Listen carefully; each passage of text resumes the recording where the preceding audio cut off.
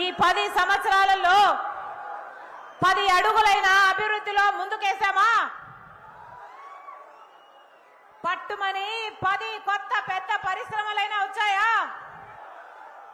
మన బిడ్డలకు ఉద్యోగాలు వచ్చాయా? ఈ 10 సంవత్సరాలలో ఎక్కడ వేసిన గొంగలి అక్కడే. అభివృద్ధిలో ఒక్క అడుగు కూడా ముందుకు వేయలేదు. ఈ 10 సంవత్సరాలలో ప్రపంచమంతా పక్కనున్న రాష్ట్రాలంతా వేగంగా దూసుకుపోతుంటే అభివృద్ధిలో మన రాష్ట్రంలో మాత్రం ఒక్క అడుగు కూడా ముందుకు పడకపోతే మిగతా రాష్ట్రాలలో పోలిస్తే మన రాష్ట్రం 25 అడుగులు 25 సంవత్సరాలు వెనకబడింది ఆంధ్ర రాష్ట్రం. దీనికి కారణం ఎవరు? దీనికి కారణం ఎవరు?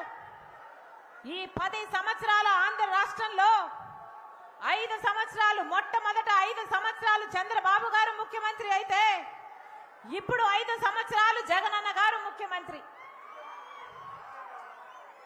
10 సంవత్సరాలలో కాంగ్రెస్ పార్టీ ఆ రోజు రాష్ట్రం ఏర్పడే రోజున 10 సంవత్సరాల కింద 5 సంవత్సరాలు ప్రత్యేక హోదా కాంగ్రెస్ పార్టీ ఇస్తానని అంటే ఆ రోజు మోడీ గారు చెప్పిన మాట, తిరుపతిలో పుణ్యక్షేత్రంలో నిలబడి మోడీ గారు చెప్పిన మాట 5 సంవత్సరాలు ప్రత్యేక హోదా సరిపోదు, 10 సంవత్సరాలు బీజేపీ పార్టీ అధికారంలోకి వస్తే 10 సంవత్సరాల ప్రత్యేక హోదా ఇస్తామని చెప్పాడు మోడీ గారు.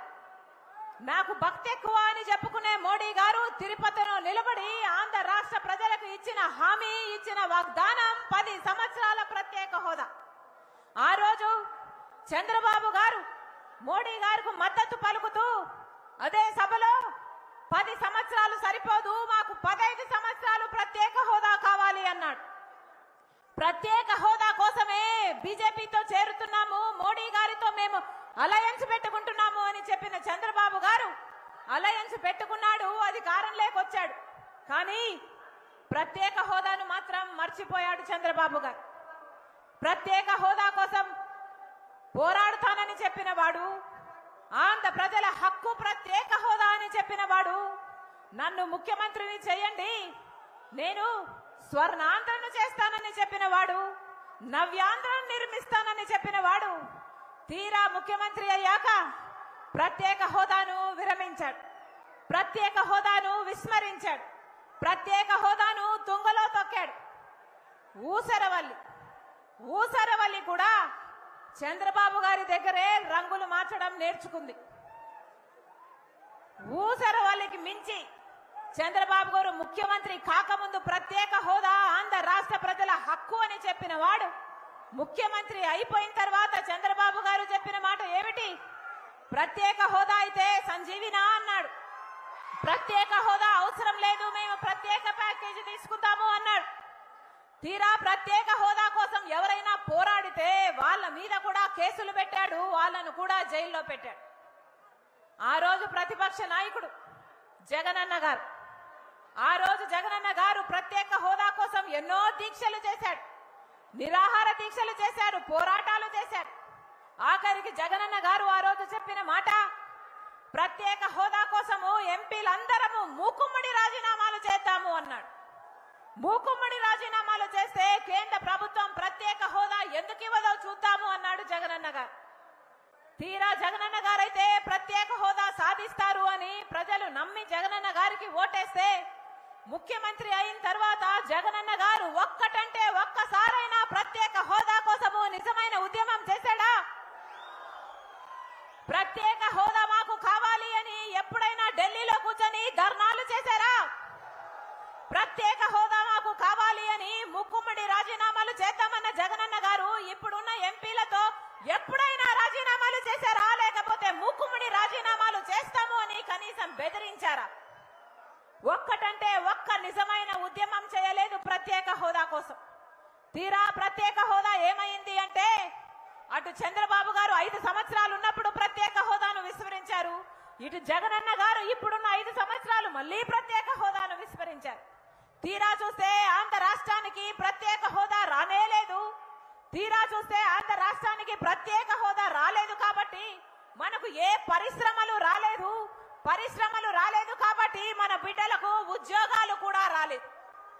ఇది ఈరోజు వాస్తవం. ప్రత్యేక హోదా మన రాష్ట్రానికి రాలేదు అంటే దానికి కారణం ఒక పక్క చంద్రబాబు గారైతే మరో పక్క జగనన్న గారు. ఇద్దరు కలిపి బీజేపీ పార్టీకి ఏ మాత్రం మెడలు వంచున్నా బీజేపీ పార్టీతో కుమ్మక్కు కాకుండా ప్రత్యేక హోదా కోసం పోరాటం చేస్తున్నా ఈ పార్టీకి మన రాష్ట్రానికి ప్రత్యేక హోదా వచ్చుండేది. కానీ ఈ రోజుటి వరకు 10 సంవత్సరాలలో 10 వాగ్దానాలను నిలుపుకోవాల్సింది. ప్రత్యేక హోదా వాగ్దానం ఒకటైతే పోలవరం ఇంకొక వాగ్దానం అయితే, రాజధాని ఇంకొక వాగ్దానం అయితే, కడపలో స్టీల్ ఫ్యాక్టరీ ఇంకొక వాగ్దానం అయితే, విశాఖ రైల్వే జోన్ ఇంకొక వాగ్దానం అయితే, ఉత్తరాంధ్రకు దక్షిణాంధ్రకు రాయలసీమకు ఎకనామిక్ ప్యాకేజీ ఇంకొక వాగ్దానం అయితే ఎన్ని వాగ్దానాలు చేశారు. కనీసం ఒక్కటంటే ఒక్క వాగ్దానం కూడా నిలబెట్టుకోలేదు బీజేపీ పార్టీ.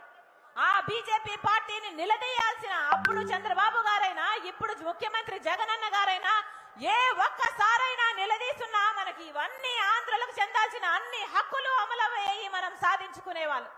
కానీ ఒక్కసారి కూడా ఇటు చంద్రబాబు గారు కానీ ఇటు జగనన్న గారు కానీ బీజేపీ పార్టీతో పోరాటం చేసిందే లేదు. పోరాటం చేయకపోగా అదే బీజేపీ పార్టీతో కుమ్మక్కయ్యారు. అదే బీజేపీ పార్టీకి స్వప్రయోజనాల కోసం ప్రజల ప్రయోజనాలను తాకట్టు పెట్టిన వాళ్ళు చంద్రబాబు గారు, జగనన్న గారు. ఒక పక్క టీడీపీ అయినా ఒక పక్క వైసీపీకైనా ఈరోజు బీజేపీ పార్టీకి బానిసలుగా మారారు. ఎందుకు అని అడుగుతున్నాం. ఎందుకు బానిసత్వం చేస్తున్నారో అని అడుగుతున్నాం. బీజేపీ పార్టీ మన రాష్ట్రానికి ఏమిచ్చింది కనుక మీరు ఈ బానిసలుగా మారారు అని అడుగుతున్నాం. బీజేపీ పార్టీ మనకు ప్రత్యేక హోదా ఇచ్చుంటే మీరు బీజేపీ పార్టీతో పరోక్షంగా ప్రత్యక్షంగా ఎలా పొత్తులు పెట్టుకున్నా ఆంధ్ర రాష్ట్ర ప్రజలు మిమ్మల్ని అడిగేవాళ్ళు కాదు. కానీ ప్రత్యేక హోదా రావాల్సిన ఆంధ్ర రాష్ట్రానికి బీజేపీ పార్టీ అన్యాయం చేస్తున్నా కూడా మీరు ప్రశ్నించకపోగా అదే పార్టీతో మీరు లోపల పొత్తులు పెట్టుకుంటున్నారు అంటే అసలు మీరు ఆంధ్ర రాష్ట్ర ప్రజలకు ద్రోహం చేస్తున్న వారు కాదా అని ఆంధ్ర రాష్ట్ర ప్రజలు ప్రశ్నిస్తున్నారు.